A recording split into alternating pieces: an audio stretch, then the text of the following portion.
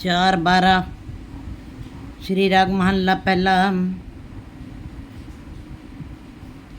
त्रिग जीवन दोहागणी मुट्ठी दूजे पाए, कलर केरी कंध ज्यों ऐ निस्किर टह पाए। गुरु जी वाणी में बता रहे हैं कि उन जीवात्माओं का जीवन धिक्कारमय है जो परमात्मा पति को त्याग करके, परमात्मा पति की उपेक्षा करके सांसारिक पदार्थों, माइक पदार्थों के अंदर ठगी गई हैं। माइक पदार्थों के अंदर की जकड़ पकड़ में ही फंसी हुई हैं। ऐसी जीवात्माओं का जीवन धिक्कारमय है, इनका जीवन व्यर्थ है। इनका जीवन किस प्रकार व्यर्थ बता रहे हैं। कलर केरी कंध, जैसे कि बालू की जिस दीवार को शोरा ने खा लिया है, ऐसी शोरा लगी दीवार दिन प्रतिदिन कमज़ोर होती जाती है और भूर होती उसका धीरे धीरे वो कमज़ोर होती जाती है। उसके बालू की भीत जैसे उसके अंदर कमज़ोरी आ जाती है और वो दिन प्रतिदिन कमज़ोर होती हुई गिर जाती है। अहनित रात दिन करते हुए वो कमज़ोर होगी, गिर पाए, आखिर में ढह जाती है। ऐसी जीवात्माएं जो संसारिक माइक पदार्थों में मस्त हैं और परमात्मा पति को भूल गई। क्योंकि गुरु जी ने वाणी में भी यही बताया है, एक दुख विछोड़ा एक दुख भूख। इस जीव स्त्री का पहला दुख ही परमात्मा पति से बिछोड़े का है। एक दुख सकतवार जमदूत, एक भूख भी दुख है और दूसरा यमराज का भी दुख है। लेकिन पहला दुख जो है जीवात्मा जो अपने पति परमात्मा से बिछड़ी हुई है, सबसे बड़ा दुख इसके लिए यही है। क्योंकि इसने संसार की माइक पदार्थों को ही प्राथमिकता दी है और परमात्मा पति को भुला दिया है। ऐसी जीवात्माओं का जीवन धिक्कारमय है। बिन शब्द सुख ना थिए, हे जीव स्त्री, बिना शब्द के तुमको सुख नहीं प्राप्त हो सकता है। सुख की तुम कल्पना भी नहीं कर सकती हो।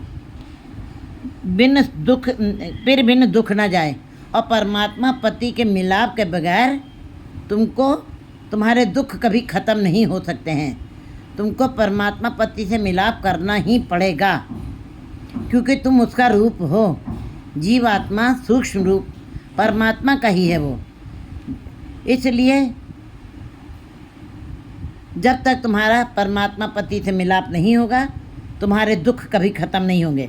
मुंधे पिर बिन किया सिगार, हे जीव स्त्री, परमात्मा पति के बगैर किए गए सारे श्रृंगार व्यर्थ होते हैं।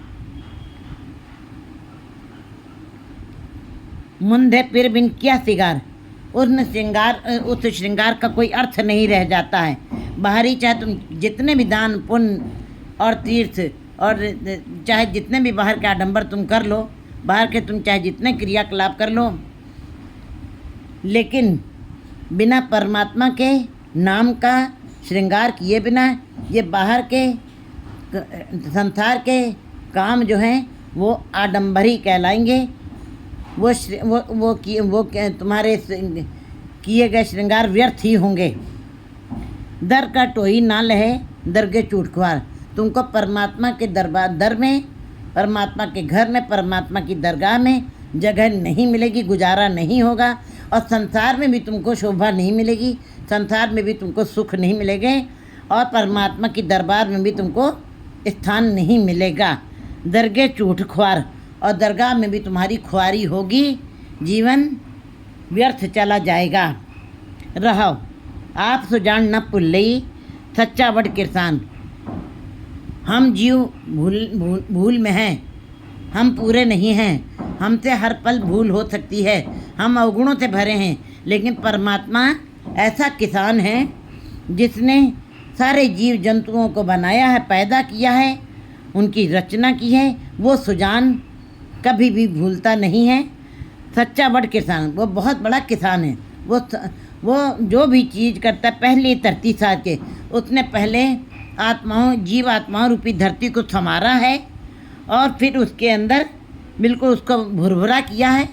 किसके साथ? दया प्रेम संतोष सहानुभूति आदि गुणों को उनके अंदर डाला है। जीव स्त्री रूपी धरतियों को पहले परमात्मा ने, जो बड़ा किसान है, उसने उन धरतियों को संवारा है, बनाया है और साधा है, और उस धरती को भुरभुरा किया है, कठोर नहीं किया है, नरम किया है। कठोर दिल में, जिनके अंदर दया है ही नहीं, कठोरता है, पत्थर हैं जो दिल, उनके अंदर ईश्वर का नाम नहीं बस सकता है। इसलिए परमात्मा ने उन जीव स्त्रियों की धरती साथ दी है, उनको भुरभुरा बना दिया है, उनके अंदर निर्माणता और सुहप्पण और बहुत ही मुलायम उनको बना दिया है। उनके अंदर विनम्रता, दया, सहनशीलता, संतोष आदि गुणों को डाल दिया है। नौ निध उपजय नाम एक कर्म पय निशान। फिर उस जीव स्त्रियों की धरती के अंदर, जिनके अंदर नाम के बीज बो दिए गए हैं, नौ निध उपजय नाम एक। फिर ऐसी जीव स्त्रियों की जमीन जो भुरभुरी हो गई है, जिनके अंदर गुण डाल दिए गए हैं, परमात्मा ने अपनी तरफ से गुण डाले हैं और धरती को भुरभुरा बना दिया है और ताकतवर बना दिया है। ऐसी फिर धरती में नौ निध उपजय नाम, नौ निधियों का खजाना, ईश्वर का नाम के फल फूल पैदा होंगे। और ऐसे फल पैदा होंगे जैसे कि हम देखते हैं कि आम का पेड़ लगाए तो आम ही के फल निकलते हैं, और अमरूद का पेड़ लगाए तो अमरूद के ही फल निकलते हैं। लेकिन नाम का बीज का जब आप बीज डाल देते हैं तो उसके अंदर आनंद के फल निकलते हैं, जिसके अंदर से सारे सुख जीव स्त्री को मिल जाते हैं। वो आनंद कभी ख़त्म नहीं होता है। ऐसे नौ निधियों का खजाना नाम का दान उसके अंदर से पैदा होता है। नाम एक कर्म पय निशान और उसकी कृपा। लेकिन ईश्वर, उस परमात्मा ने सारी जीवात्माओं को बनाए, उसके अंदर अपना बीज डाल के भेजा है। लेकिन किसी करोड़ों में से एक जीव स्त्री जिसके ऊपर उसका कर्म उसकी मेहर हो जाती है, उसकी बख्शिश हो जाती है, तब उनके अंदर जो है कर्म पय निशान, फिर नाम के बीजों के निशान उनके अंदर पैदा हो जाते हैं। और वो जीव स्त्रियाँ ही संसार में आ कर के नाम की बरकत को इकट्ठा करती हैं और संग्रह करती हैं। उन्हीं के अंदर नाम बसता, वही नाम जपती हैं, उनके ऊपर निशान पड़ जाता है, उनके अंदर नाम पैदा हो जाता है। 2 गुरु को जान न जानी क्या तिथ चज आचार। गुरु जी बता रहे हैं कि जब तक तुम गुरु के पास नहीं बैठोगे, गुरु को जान न जानी, गुरु को जाने के बगैर आप क्या तिथ चज आचार, तब तुमको जीने की कला नहीं आएगी, तुम्हारे अंदर अच्छे विचार नहीं आएंगे, अच्छा आचरण नहीं आ सकता है।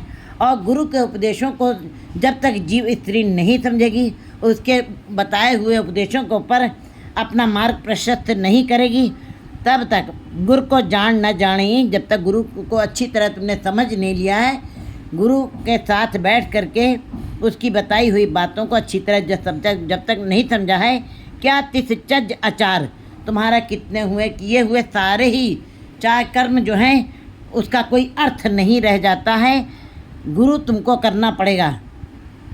जो गुरु के बताए हुए रास्ते पे करके कर्म करते हैं, फिर उनके ही जो कर्म हैं, उनके ही आचार जो हैं वो सार्थक होते हैं।